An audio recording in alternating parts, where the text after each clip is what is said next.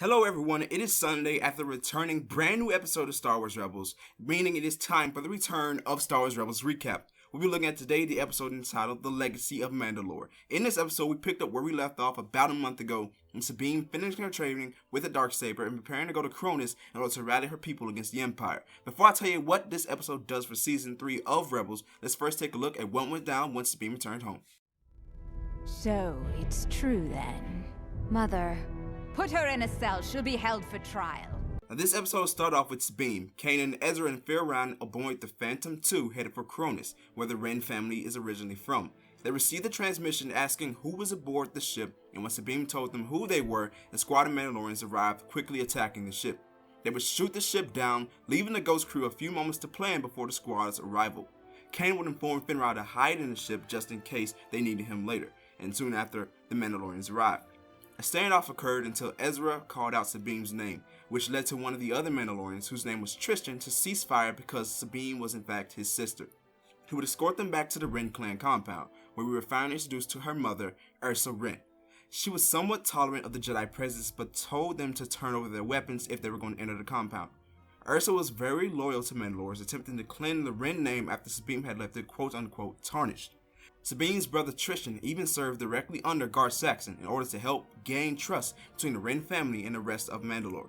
Sabine then went to train with her brother while her mother received the transmission from Gar Saxon himself.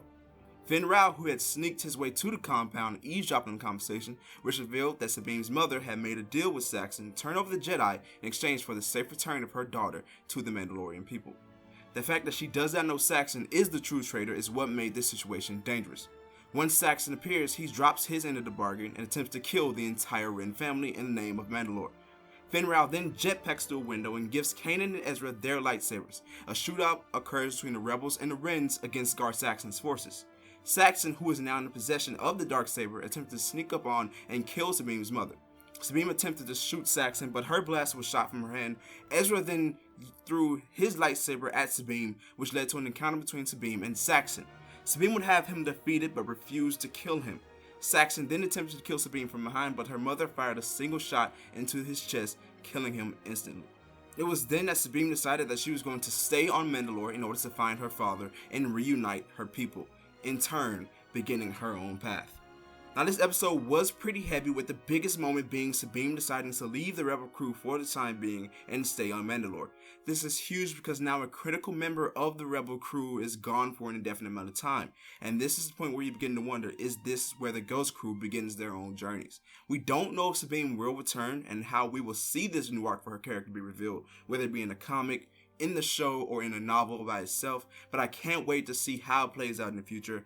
That'll do it for today's episode. I want everyone to stay tuned because next week's episode of Rebels is one that's going to be absolutely incredible. It will be a point of view episode from the eyes of Agent Kallus. The episode is called Through Imperial Eyes. So it'll be awesome if you have any kind of virtual reality setup, because you probably watched the whole episode in virtual reality and pretend to be Agent Kallus in a dire situation for the Empire. It's going to be really awesome. If you like this video, be sure to leave a like and share it with your friends.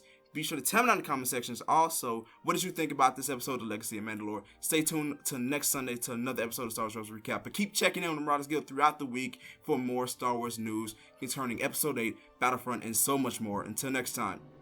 May the force of others be with you.